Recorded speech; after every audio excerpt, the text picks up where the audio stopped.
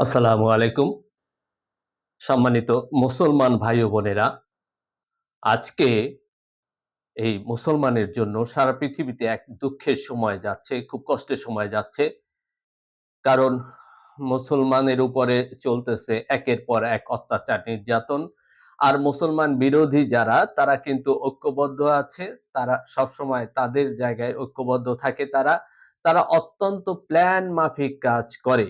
অত্যন্ত প্ল্যান করে তারা কাজ করে। আর আমরা মুসলমান যারা আছি, আমরা কিন্তু অতটা প্ল্যান করে কাজ করি না। কারণ মুসলমানের ভিতরে সেই ডিপ্লোম্যাটিক, ডায়নামাটিক বুদ্ধি নাই। তারপরেও দেখা যায় যারা পৃথিবীর সবচেয়ে বেশি শক্তিশালী, যাদের অর্থনীতি সবচেয়ে শক্তিশালী, তাদের সাথে পারা একটু কঠিন। আপনারা জানেন যে আরব বসন্তের মাধ্যমে মুসলমান নেতাদেরকে হত্যা করা হয়েছে এবং মুসলমান দেশগুলোকে ধ্বংস করে দেয়া হয়েছে তাদের অর্থনীতি, এবং মুসলমান যে মেধাবী, সাহসী যে উম যুবকেরা, যুবতীরা ছিলেন, তাদেরকে হত্যা করা হয়েছে, ধ্বংস করা হয়েছে। এর কারণ হচ্ছে এইটাই। আজকে যেটা ঘটতেছে ফিলিস্তিনিতে, এই প্ল্যান করে রেখেছিল তারা অনেক আগেই। অনেক আগে প্ল্যান করার কারণে তারা এই আরব বসন্ত ঘটিয়েছিল, এবং আরব বসন্ত ঘটিয়ে তারা মুসলমানদেরকে এরকমের একেবারে নিঃশেষ করে দিয়ে তারপর এখন তারা এই প্রজেক্ট হাতে নিয়েছে, এবং আ যেটা তারা এখন করতেছে, অ্যা এটা তারা অত্যন্ত প্ল্যান মাফিক করেছে। কিন্তু মুসলমানের ওই কঠিন বুদ্ধি বা গভীর বুদ্ধি নাই। মুসলমান আমরা কোনো একটা কথা শুনলেই লাফ দিয়ে পড়ি। আমরা আবেগী, এবং ওই যে সারা পৃথিবীর অর্থনীতি তারা অত্যন্ত শক্তিশালীভাবে ধরে রেখেছে। আমাদেরকে, মুসলমান দেশগুলোকে কখনোই উঠতে দেয় না, যারা অর্থনৈতিকভাবে যাতে সমৃদ্ধশালী হতে পারে। কারণ অর্থনৈতিকভাবে সমৃদ্ধশালী হতে পারলে দেখা যায় যে অ্যা অ্যা তারা অনেক কিছুই শক্তিশালী হয়ে যায়। এইজন্য মুসলমান দেশগুলোকে দুর্বল করে রাখা হয়। আজকে যদি সাদ্দাম, আজকে যদি গাদ্দাফি, হোসনি মোবারক এরা বেঁচে থাকতেন, বা ইমরান খান যদি ক্ষমতায় থাকতেন, তাহলে এতটা নীরব থাকতো না। আজ পৃথিবীতে ৫৬ টা মুসলিম দেশ এবং প্রায় ২০০ কোটি মানুষ পৃথিবীতে, কিন্তু একেবারে চুপ। একটা জাতিকে ধ্বংস করা হচ্ছে। আর সে কি নির্মমভাবে ধ্বংস করা হচ্ছে, সারা পৃথিবীর মানুষ চুপ করে দেখতেছে। কেউ কোনো কথা বলতেছে না। কারণ সবাই ভয়তে আছে। কেউ কোনো কথা বলবে না। মুসলমান তো ভয়তে আছে, আর অন্যান্য জাতি তো বলবেই না। তারা তো মুসলমান ধ্বংস হলে তাদের কিছু যায় আসে না। এটাই হচ্ছে পরিতাপের বিষয়। তাই আমি বলবো, যে যাই বলেন, প্রতিবাদ করেন, সমস্যা নাই। কিন্তু কিছু, কিছু কথা ভেসে আসে যে আমরা যুদ্ধে যাবো, আমরা ওখানে যাবো, আমরা যুদ্ধ করবো, এই ধরনের কথাবার্তা আসে। এই কথাবার্তাগুলো কিন্তু আপনার জন্য এবং দেশের জন্য অত্যন্ত ভয়ংকর। কি কারণে ভয়ংকর, না শুনে না বুঝে লাফ দিয়ে উঠবেন না বা রাগ করবেন না। একটু বোঝার চেষ্টা করুন যে ওখানে যাওয়া যদি এত সহজ হতো, তাহলে তার পাশেই আছে আপনার আ হেজবুল্লাহ। হেজবুল্লাহ একটি অত্যন্ত শক্তিশালী সংগঠন। আমরা মনে করেছিলাম হেজবুল্লাহ আর হামাস এক হলে হয়তো ইসরায়েল কিছু করতে পারবে না। কিন্তু হেজবুল্লাহ এখন প্রায় চুপ, কিছু বলতেছে না। অথচ ফিলিস্তিনির ভিতরে, গাজার বাহিরে অন্য যে এলাকা আছে, তারাও কিন্তু কিছু বলতেছে না। তারাও চুপ করে আছে। তারাও অতটা প্রতিবাদ করতেছে না। আর আপনি বাংলাদেশ থেকে ওখানে যাবেন, গিয়ে আন্দোলন করবেন, যুদ্ধ করবেন, শহীদ হতে যাবেন। আপনি যে এই কথাগুলো বলেন, এই কথাগুলোই কাজে লাগাবে শত্রু দেশের গোয়েন্দারা। শত্রু দেশগুলোর গোয়েন্দারা আপনাদেরকে চিনে রেখে এসে, দেখা যাবে বড়, বড় দাড়ি রেখে, টুপি পরে, কিছু কোরআন হাদিস শিখে এসে আপনাকে বলবে, কিছু কোরআন হাদিসের উদ্ধৃতি দিয়া যে, "চলো, যুদ্ধে চলো।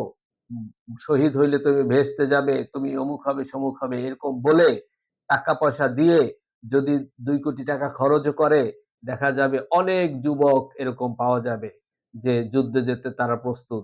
দেখা যাবে আপনারা যুদ্ধে রওনা দিছেন, আপনাদেরকে কিছু অস্ত্রও দিয়ে দিছে। এরপর তারাই আবার ধরাই দিবে যে, "এই দেখো বাংলাদেশে জঙ্গি জন্মাইছে, বাংলাদেশে জঙ্গি জন্মাইছে। তারা অমুক দেশে যুদ্ধে যাওয়ার জন্য প্রস্তুতি নিছে।" এই তারাই আবার সবকিছু করে তারাই আবার ধরাই দিয়ে সারা পৃথিবীতে প্রচার করে দেবে যে বাংলাদেশ জঙ্গি রাষ্ট্র, বাংলাদেশ জঙ্গি রাষ্ট্র। এই বাংলাদেশের বদনাম করবে। এরপর বাংলাদেশের উপরে আসবে একের পর এক অত্যাচার, নির্যাতন, পুরা জাতি পুড়ে মরবে, পুরা জাতি ধ্বংস হয়ে যাবে তখন। যেমন আরব বিশ্ব হয়েছিল। তো এরকম করে পুরা জাতিটাই ধ্বংস হয়ে যাবে। আমার দেশের অর্থনীতি একেবারেই নিভু, নিভু অবস্থায় আছে। তাও শেষ হয়ে যাবে। তাই এই রকমের আস্ফলন না দেখিয়ে এরকম আ কথা না বলে যে যুদ্ধে যাব, যুদ্ধে যাব এই কথা না বলে আপনারা প্রতিবাদ করেন, মিছিল মিটিং করেন। আপনারা স আপ আমরা ২০ কোটি জনগণ বাংলাদেশের আমরা প্রতিবাদ করলে যা হবে আর আমার দেশের সরকার যদি প্রতিবাদ করে তাহলে এই ২০ কোটি জনগণের প্রতিবাদ এক হয়ে যায়। যে সরকার প্রতিবাদ করলে বোঝা যায় যে ২০ কোটি জনগণই প্রতিবাদ করতেছে। কিন্তু সরকারের যদি আবার জনগণ প্রতিবাদ করে তাহলে সরকারের জন্য সুবিধা হয়। সরকার দেখাতে পারে যে না আমার দেশের জনগণ প্রতিবাদ করতেছে তাই আমাকেও প্রতিবাদ করতে হবে। কিন্তু আজ মুসলমান বিশ্বের দেশগুলো চুপ করে বসে আছে। তারা কোন প্রতিবাদ করতেছে না। সৌদি আরবের যে আ বাদশা, সৌদি আরবের যে এখন প্রধান কর্তা সালমান তিনি কিছু বলতেছেন না। কারণ তিনি শোনা যাচ্ছে এরকম যে তিনি মোড়ল দেশে গিয়ে পড়াশোনা করেছেন। সমস্ত খরচ, থাকা, খাওয়া, গাড়ি, বাড়ি, নারী সব তারা দিয়ে দিয়েছিলেন এই সালমানকে। তো তারা কি যখন গাড়ি, বাড়ি, নারী সব দিয়ে দিছিলেন, তখন কি তারা কোনো ভিডিও করে কোনো প্রমাণ হাতে রেখে দিয়েছিলেন? নয় কি কারণে সালমান এরকম একেবারে চুপ? যেরকম এই ১৫ বছরে আমাদের অন্য দেশের গোয়েন্দারা বাংলাদেশের মন্ত্রী, এমপি, সচিবদের নারী দিয়ে আ ভিডিও করে রাখতো। যার কারণে তারা চুপ করে বসে থাকতেন। কোন অন্যায়ের প্রতিবাদ করতেন না। যে কথাগুলো আমরা জেনেছি সাংবাদিক ইলিয়াস হোসেনের ভিডিও থেকে। তো সেরকম কোনো কিছু করে রেখেছে কিনা সালমানকে? নইলে সালমানও কেন চুপ?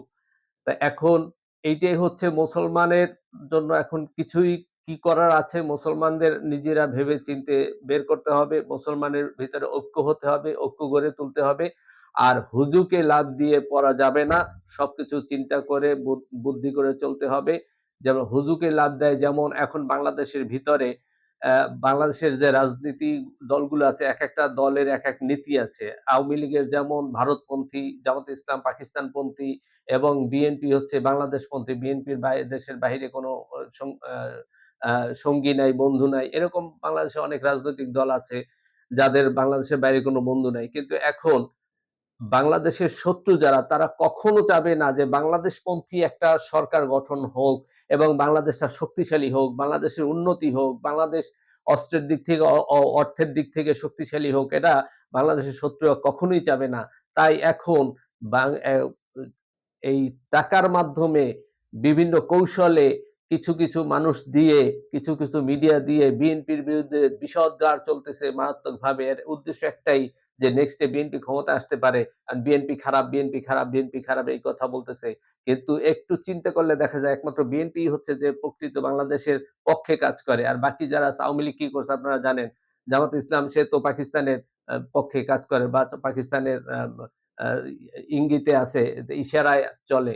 এগুলো সবাই জানে। তো যারা রাজনীতি নিয়ে আলোচনা করে বা যারা রাজনীতি নিয়ে ভাবে তারা বুঝতে পারে কত কোন কাজটা কি কারণে হচ্ছে। কিন্তু এখানে টাকার কাছে অনেকেই বিকিয়ে গিয়ে YouTube এ সহ বিভিন্ন জায়গায় বিএনপি নেতাদের বিরুদ্ধে বিষোদ্গার হচ্ছে। এর পিছনে এক গভীর ষড়যন্ত্র আছে, কঠিন ষড়যন্ত্র আছে। এগুলা আপনারা বুঝতে পারবেন, দেখতে পারবেন কিছুদিন পরেই। যদি বাংলাদেশের পাশে ইসরায়েলের মতো আরেকটা দেশ হয় এবং তারাও যদি বাংলাদেশকে আস্তে, আস্তে গ্রাস করার কথা চিন্তা করে তাহলে অবাক হওয়ার কিছুই থাকবে না। যাই হোক আ অনেক কথা বললাম। আপনারা যদি কেউ রাগ হয়ে থাকেন তাহলে ভুল বুঝবেন না, রাগ করবেন না। এগুলোর পিছনে রাজনীতির পিছনে কিছু রাজনীতি থাকে যেগুলো সাধারণ মানুষ জানে না। যার কারণে মানুষ রাগ হয় বা আবেগে চলে। তো আবেগে চলা যাবে না। ভেবে চিন্তে পথ চলতে হবে। ধন্যবাদ সবাইকে। আসসালামু আলাইকুম ওয়া রাহমাতুল্লাহ।